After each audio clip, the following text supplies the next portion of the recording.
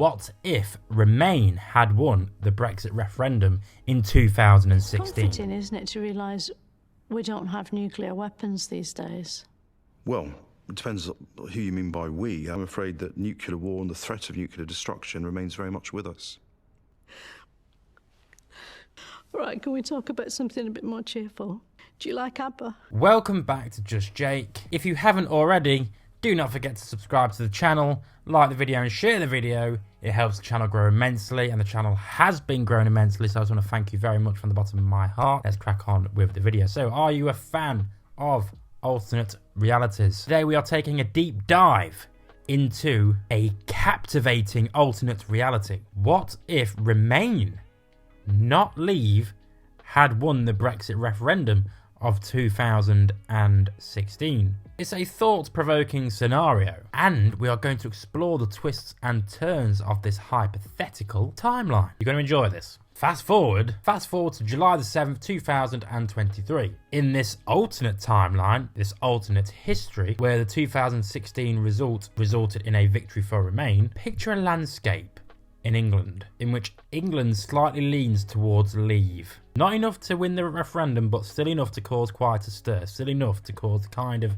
political earthquakes that UKIP had caused preceding the referendum. And there's no clear geographical pattern. London, as predicted, voted to Remain overwhelmingly, while the countryside's low turnout, in contradiction to the high turnout that we experienced during the referendum, shaped the overall outcome. With the UK choosing to Remain, David Cameron remains Prime Minister. He doesn't leave at the first instance this time round, and he delivers a unifying speech on the steps of Downing Street, emphasising a commitment to the European Union with a cautious note about needing reforms. Now he's got a mandate. Meanwhile, however, UKIP leader Nigel Farage vows to continue the fight to leave the European Union, setting the stage for a political landscape that deviates significantly from our own reality right now. Zoom into 2019, and a bitter Tory civil war erupts.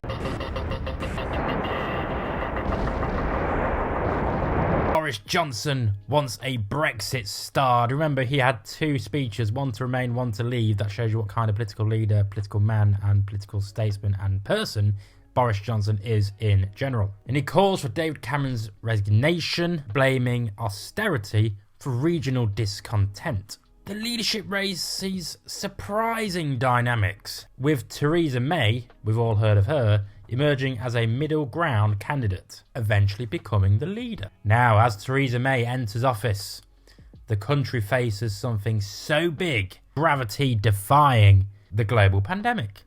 Imagine Theresa May as our Prime Minister throughout the global pandemic. I imagine she would have done a better job, in all fairness. May's response draws criticism from various corners, including Nigel Farage and Labour's Jeremy Corbin. Jeremy Corbin is still in at this point, remember? The pandemic reveals structural issues, and May's approval rating, akin to Johnson's, plummets due to her response to the global pandemic, and as the country grapples with the crisis. With the worst of the virus seemingly behind, May calls for a general election in 2021. Labour under Corbin wins this general election with a majority of 35, ending the Conservative reign. Corbyn's government, as promised, and I voted for Corbyn once, to be fair. I believe I voted for him in 2017. I genuinely believe he had a manifesto of change, and one of the best manifestos I've seen in my generation.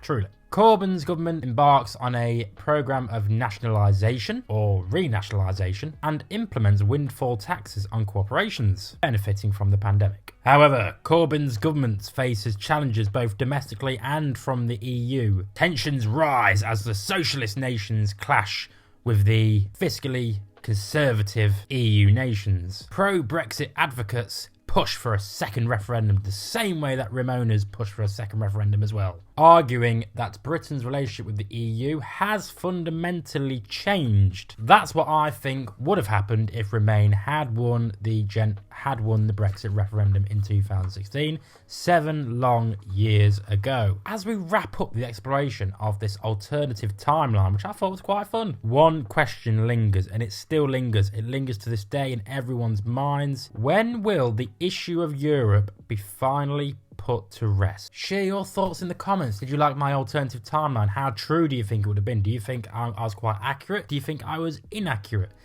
Does it sound spot on or doesn't it sound spot on? Do you think David Cameron would have stayed? Do you think Theresa May would have led us through the global pandemic?